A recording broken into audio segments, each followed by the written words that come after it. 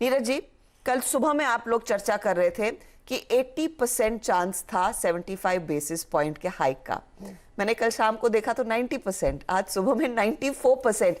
तो पक्का है 75 बेसिस पॉइंट?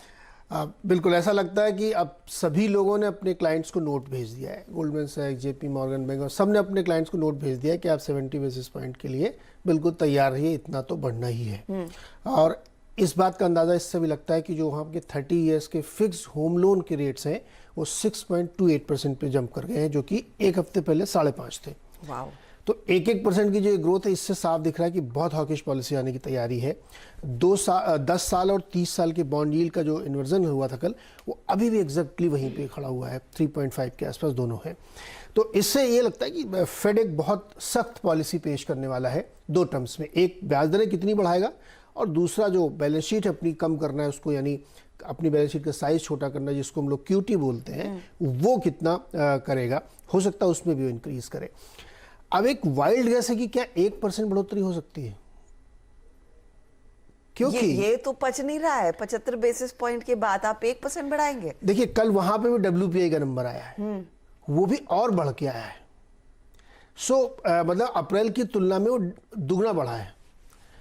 तो WPI का मतलब ये होता है कि प्रोड्यूसर अपने लेवल पे वो महंगाई झेल रहा है, उसने अभी पास ऑन नहीं की है, वो भी तो पास ऑन करेगा। जैसे भारत में 15% चल रही है आपकी WPI और 8% 7% के आसपास CPI। कितना बड़ा गैप है। तो यानी कंपनी अपना मार्जिन हिट ले रही है, वो पास ऑन नहीं कर रही, लेकिन वो करेंगे, कब तक पास नहीं हिट करेंगे। तो WPI का नंबर भी कल आया, तो ये एक वाइल्ड गेस है।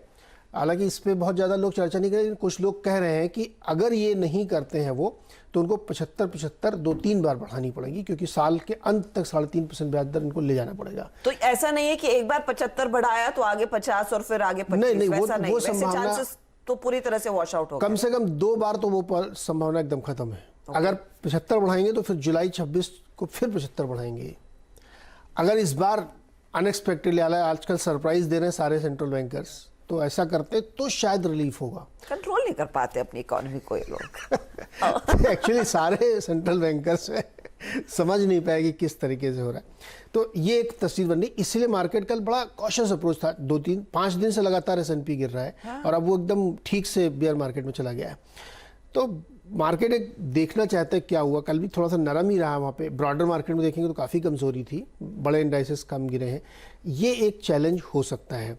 तो फिंगर्स क्रॉस्ड है कि रात में 11:30 बजे प्रेस कॉन्फ्रेंस होगी। हम लोग कल सुबह इसका रिएक्शन देखेंगे क्या होगा। आप जागे रहेंगे क्या?